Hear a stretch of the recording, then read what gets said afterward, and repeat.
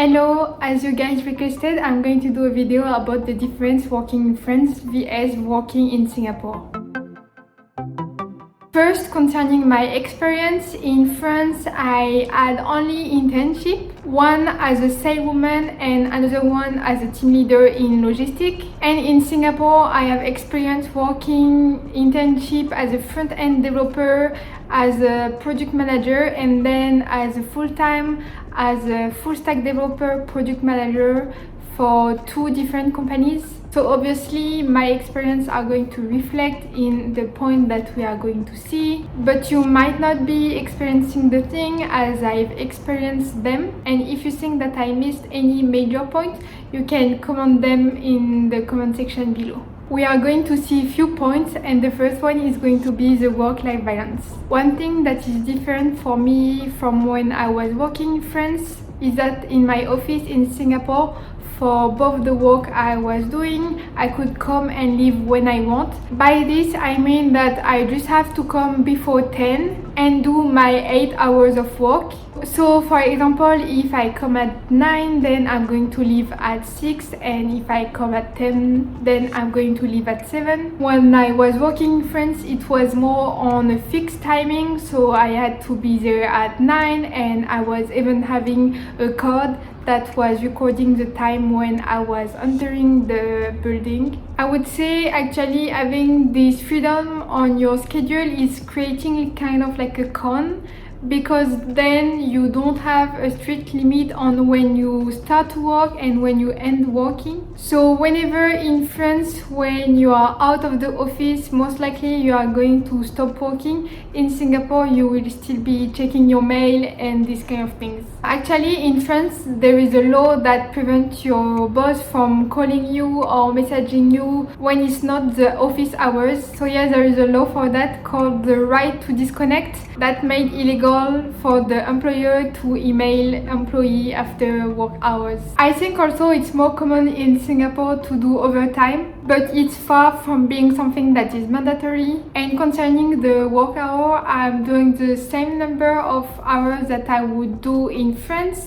That means that I'm working 5 days a week, 8 hours a day. In Singapore, I never had to start working early, but I know that in France, because I was working in logistics, I had to wake up at 5 a.m. But most likely an office employee will start at 8 a.m. so that he is able to end work around 4, because it's around this time that the school are ending. Then concerning the stress, I guess it's going to be how good you are able to handle it. But I know that some people may think that Singapore is more stressful than working in France. I'm going to agree because I've never worked in Paris, but I know that Paris can be very stressful. I think that any big city that is kind of having the hassle of like going to work and this pollution noise and all the other factor is creating a very stressful environment. Personally, I think that the CBD in Singapore is way more modern and nicer than in Paris. And the thing in Singapore that is creating even more stress is that there is a competition for jobs. So whenever you are applying for a job, you might think about the fact that many people from all over the world may also apply for this job. So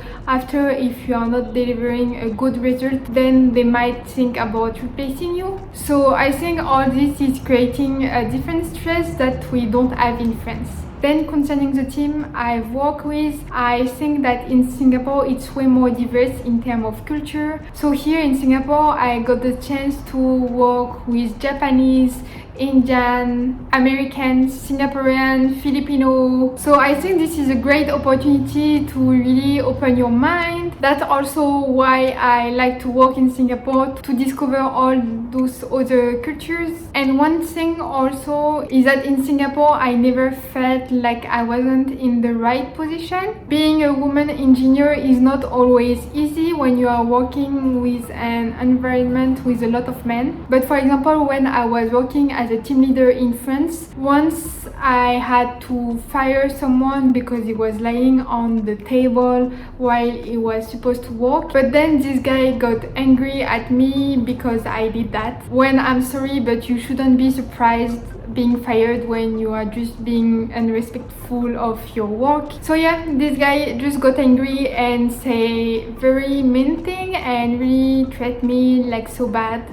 And I was just intern back then, so it was really hard for me to overcome those words. Also in Singapore, I've never experienced racism in the workplace. When same in France during the same internship, I heard one of my superiors having some bad words concerning a black worker that was in my team. I'm so happy that she didn't get to hear what he said, but it was very mean. And you know, when you are starting your work career and you see all those people having more responsibility than you but really acting like jerks, is like you are really not looking forward what is coming next. Okay, last thing concerning the bad people that I met in France is that it's always the same experience, but I experienced this feeling being a woman and being alone with your superior and you don't feel at ease, I would say. And luckily nothing happened to me, but I'm just thinking about what if,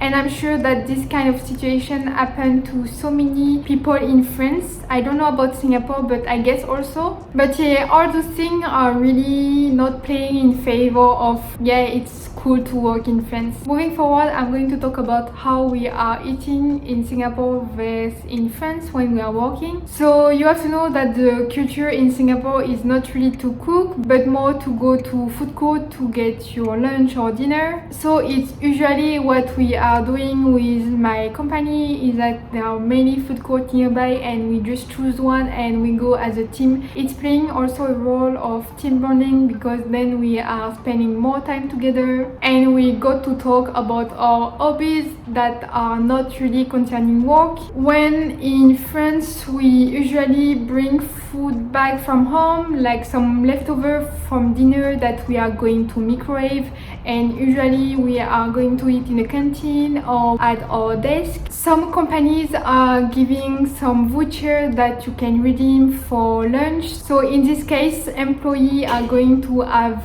lunch outside, but most likely you are going to bring your own food. So the voucher is kind of like an individual reward that is including in your salary package that you can get. When in Singapore, most likely you are going to get collective rewards when you have a reward like team bonding or these kind of things. I'm not saying that those kind of things are not existing in France. I'm just saying that in France they are going to prefer individual reward than in Singapore it's more like collective rewards, even though you can get individual reward also in Singapore. I know, for example, that recently it was Chinese New Year and the CEO of my company just went back from Belgium, so he brought us some cookies and also a red envelope, so it was really nice of him. It's just two different experiences. Then how people are communicating in France vs in Singapore